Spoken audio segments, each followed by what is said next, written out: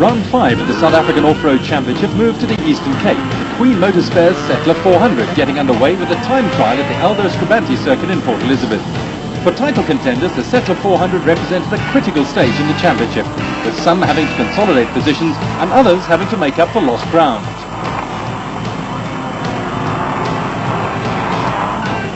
Special Vehicle Championship leader Marius Beaurain was competing for the first time on the Settler and went into the Eastern Cape event with a slender 8-point lead over the father and son team of Frans Chepek Senior and Junior. Richard Carolyn in third place was one of those who needed a good result. Yeah, it's my first time running the Settlers. I don't know what the terrain looked like. We're going to give it a nice try and we're going to go because the guys are ready and they want to beat me. They want to prove something. Circuit racers weren't going to lose any sleep over the lap times set by the off-roaders, but start positions were at stake for race section 1 of the following day, and a little personal pride was also on the line. Off-road motorcycles are hardly suited for the track, but the country's top riders were enjoying a rare outing away from the bush and making the most of the occasion. Leading the open class, and the outright favourite, was an Italian Alfie Cox, with the Settler an important outing for Kevin Fisher and Grant Bloomfield enjoyed second in the championship. Wayne Farmer led the 200 class ahead of Clayton Enslin and Rian van Niekerk, with Alex Vowles holding a slender lead over Lance Tathiwi in the 250 category. About 3 weeks ago, actually 4 weeks ago, we rode down here for a national enduro. So the terrain between the national enduro and the national off-road is about the same. But we're continuing the championship. All I've got to do is just maintain a nice steady ride, and I've got another 2 more races to do. I've got a bit of a lead, and just keep going towards the end, and I should have the championship, and that's the main thing I'm after. And if I can do well today and do well in the other two races that are coming up, it'll be a bonus to me. But the main thing to me is just to win the championship. With the schedule running a little late, the time trial for special and production vehicles saw the 2 categories running together. Competitors split into speed groups. Once again, the circuit racing fraternity weren't going to worry too much about the sort of time set by the off-roaders. One advantage of piloting an off-road vehicle around a track like Aldo Scribante is that you don't always have to stick to the accepted racing line. Take a leaf out of R.P. Reineker's book in a super touring car and your race will be over.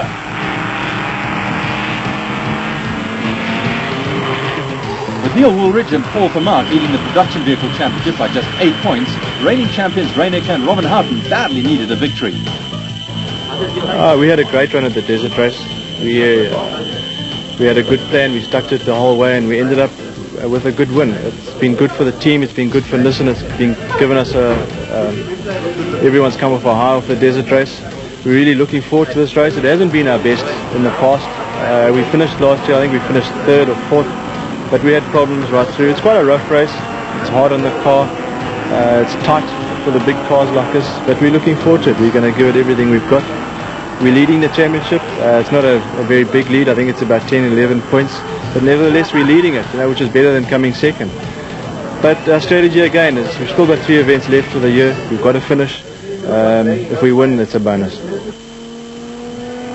Manhandling the big Nissan Sani around Scribante was a handful, with Woolridge and Vermaat engaging in a good battle with the Epsom V Motors race car driven by the Chepek father and son combination.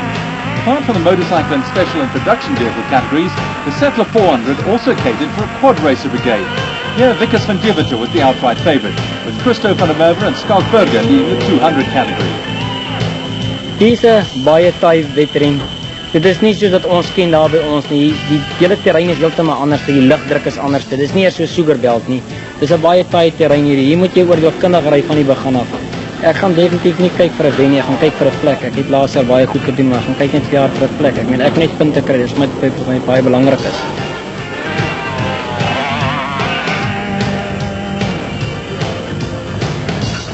The off-road racing fraternity just loved getting out of bed at the crack of dawn, and it was back to Aldo Scribante for the early morning start of racing section 1.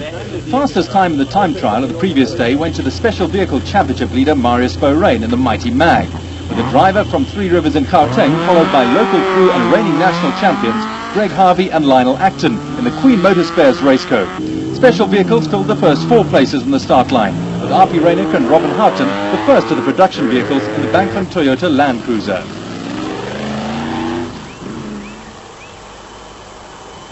The sun was just creeping over the horizon when the battle commenced, with Greg Harvey and Lionel Acton chasing after Marius Beaurain. The local crew lost a few seconds when they found a shortcut to a gate barred by a formidable-looking fence.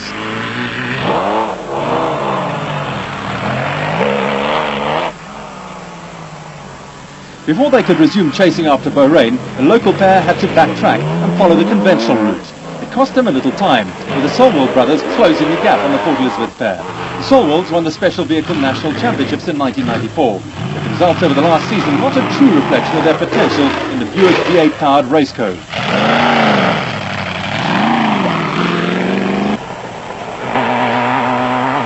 Natal crew Hilton Laurie and David Coombs had a good time trial in the HGM raceco and were quicker than a number of more fancied runners. This saw them running in a strong fourth place in the early stages. Behind the raceco, the RP Reinecker Robin Houghton Banksman Toyota Land Cruiser was the first of the production vehicle runners, with a great deal at stake in their private duel with the Nissan Sani of Neil Woolrich and Paul Vermaak.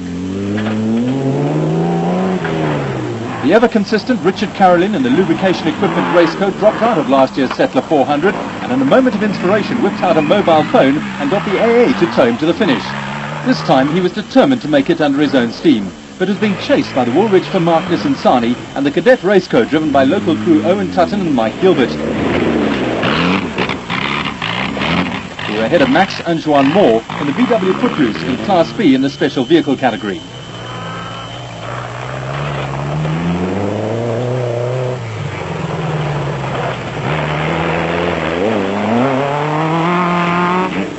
The father and son pairing of Franz Czepek Sr. and Jr. adopted a workmanlike approach to their off-road racing.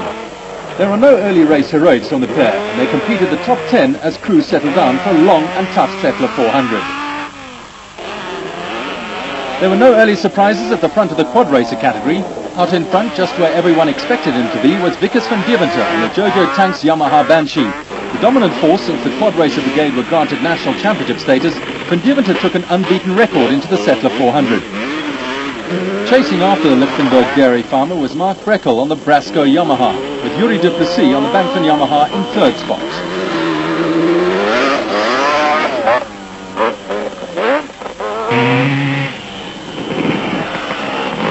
Also going well in the early stages was Johan Kruger on the Arena Auto Spares Yamaha Banshee.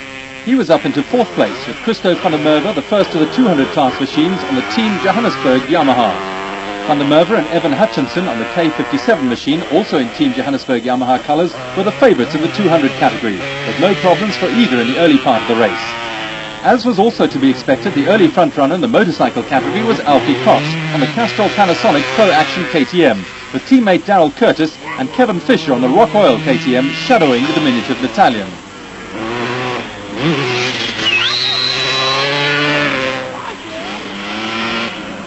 Alan Julian was holding down fourth place on the Lesotho Office Equipment Honda, with Errol Simons on a privately entered Yamaha right on his tail. Simons was also under pressure from 200 class leader Rian van Niekerk on the PD Motorcycles Honda.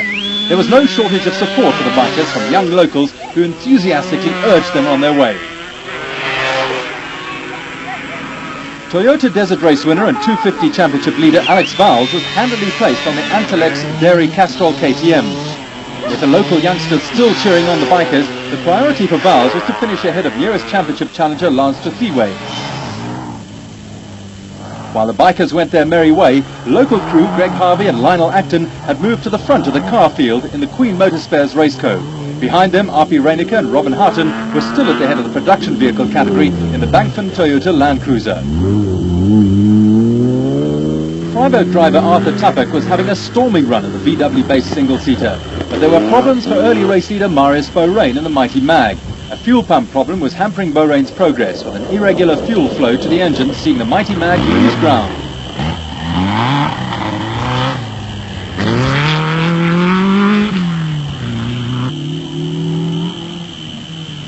With the race settling down, Andrew and Chris Birkin were running at the head of Class E, the Team Off-Road Motor Club Toyota Hilux.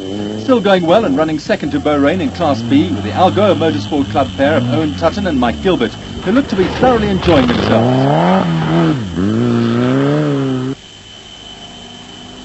Moving up through the field in the Forsdix Range Rover were Colin Frankenberg and Tony Yo, who were third in Class D behind the Reinecker Houghton and Woolrich Vermaak combinations. hot on their heels with the consistent Niels Lemmer and Karel Leroux in the Castrol Toyota Hilux.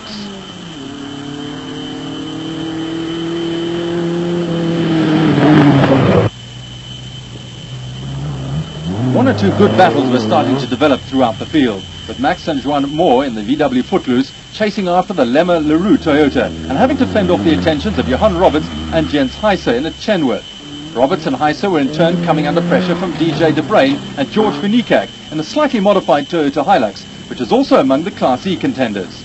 With Andre Finicak and Christy Fourie leading Class F in the VW Beetle, there was drama at the front of the field when the Sulwald brothers were the first to the refuel point in the Buick-powered Raceco.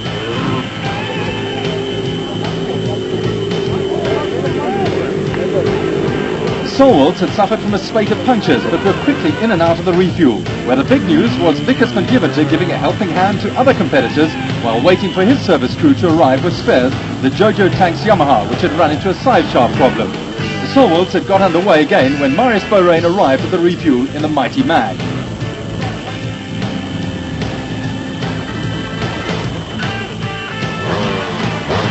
Cars and bikes were in and out of the pits at regular intervals, and when Franz Chepek Sr. and Jr. rejoined the race, they were up into second place in the Epsom V-Motors Raceco. For some, there were quick running repairs needed, and the refuel stop took a little longer than anticipated. Marius Borain was still in the pits when Neil Woolridge and Paul van Mark arrived in the Time Freight Nissan Sani.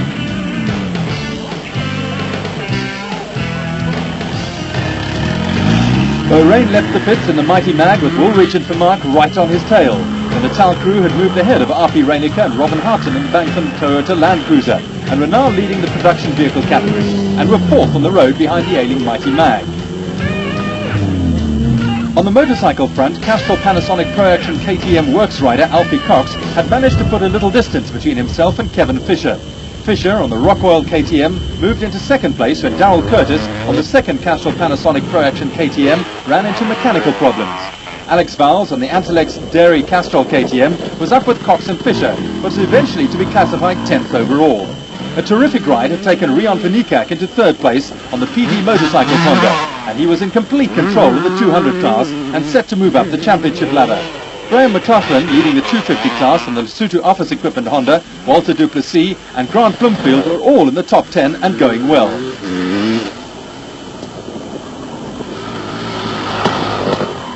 With 250 class championship leader Vowles not having a happy time of it, Lance Tathiwi was third in the category on another of the Lesotho Office Equipment Hondas and was set to narrow the gap at the top of the points table.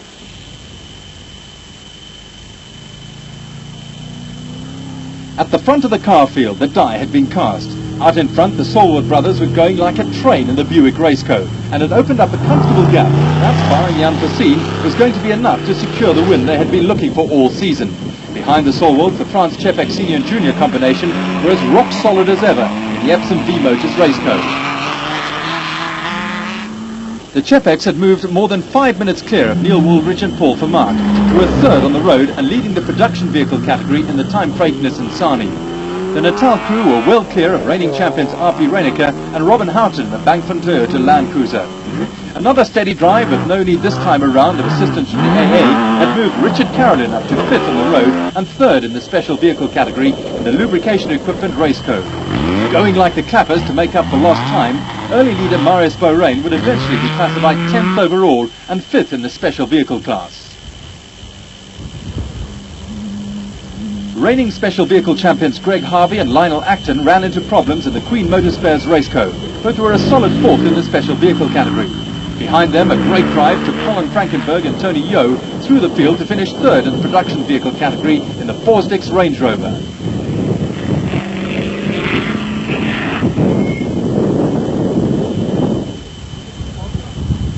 A terrific battle was raging in Class E in the production vehicle class, with Niels Lemmer and Karel Leroux finally getting the better of Andrew and Chris Birkin in the battle of the Toyota Hiluxes. While there were no major surprises among the car and bike categories, the big story of the Settler 400 was the demise of Vickers van Deventer in the quad racer category. For the first time in 2 seasons, there was a new face at the front of the quad field, with Yuri Duplessis heading for a maiden win on the Bankman Yamaha. With Van Deventer fighting his way back through the field on the Jojo Tanks Yamaha, second on the road was Mark Breckel on the Team Brasco Yamaha. Breckel had slipped 8 minutes behind Duplessis but at around 20 minutes to spare on third place Johan van Lille. A steady ride had taken Milton Thiessen into fifth place on another Yamaha, but he was nearly 50 minutes behind race leader Yuri Du Plessis.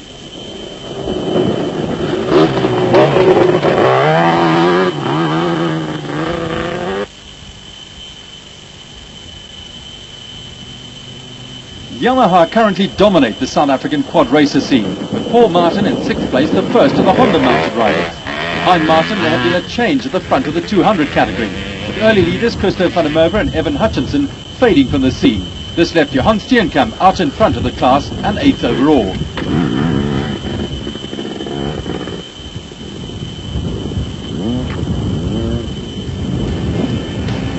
Back at the finish, the Solward brothers were already celebrating their win in the special vehicle category, with the Chepek father and son team coming home second ahead of Richard Carolyn.